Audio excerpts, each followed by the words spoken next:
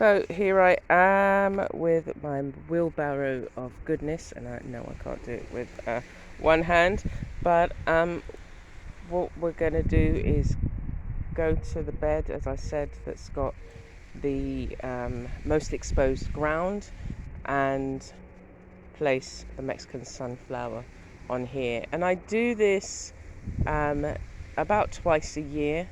So as the Mexican sunflower grows, I chop and drop. Like these ones were cut back. I'd managed to do the bit in the middle and around the rest of the garden, but these were the last to be cut. So they're going to be cut and placed within the middle of the where you can see the plants, and that then also, covers up the gaps where you can see through, but it allows the seed heads to drop naturally, and they'll just drop in here. I don't want them going anywhere else. And so there'll be additional young plants which come up. But today's job is to take this and put it on the various beds. So let us go. Alright, so here we have one. In here, what I had was some turmeric, and I assumed that the turmeric was supposed to grow a lot bigger, but the leaves started to die out, and that was just at the beginning of as the dry season is coming upon us. But here's one of the beds which I'll cover. There is still turmeric under there, so it will just continue to grow and sprout more leaves. So in the meantime, what I'm going to do is just add the leaves to this bed.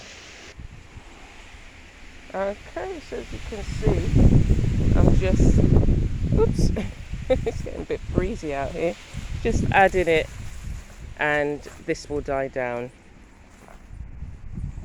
The leaves will die down in a couple of days, and the branches, sometimes what I do is cut them up a bit more, but because I know that what's growing here is not going to, it's going to take a while before it comes back up again, I'm not going to cut these up.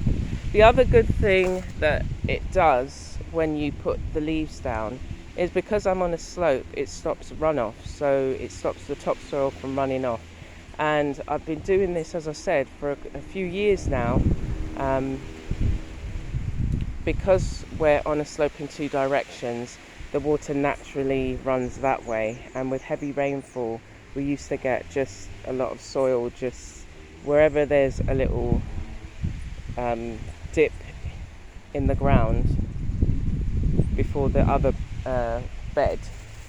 Then we just used to lose a lot of soil. It would be quite frustrating, but as I've learned, I've built up, and over time what I do is I put these sticks here, and then I put more sticks going upright to stop the sticks from moving down, and then I do this with the chop and drop, and it will rain and the water will remain here for a lot longer. And equally, this isn't a typical bed, but equally along here you can see the sticks along there. I've got some plants there, but I build this up so that there's a dip here, so when it rains, it will come down here, and it will stay here for a bit before it moves down. And all you can do is really try and slow the speed of the water going downhill. And here I put the sticks along here, so I'm going to put the chop and drop on the other side, and also at the top where we're pointing over there, at the top there where the rocks are, put some leaves behind there. As they die down, it again slows down the water coming down.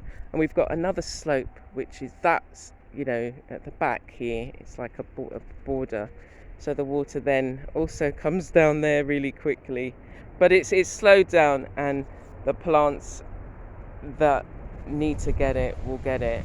And so what I need to do is, like, this area of soil that's become uncovered, to cover those up, because plants are dying, they're not doing very well. And I mean, these aloes, they should really not have any problem, but we've just kind of gone into another extreme, and not had rain for a few days, and it will be longer as we go into the dry season. But I wanted to show you that I really do like the look of the beds when they've just been freshly, chopped and dropped, and you've got some nice green uniformity going on. But it's good for the soil, it keeps the moisture in, nourishes the soil, and stops the erosion of the soil, which is what we have to do to protect our plants. So I'm going to get on with that, and I will see you soon.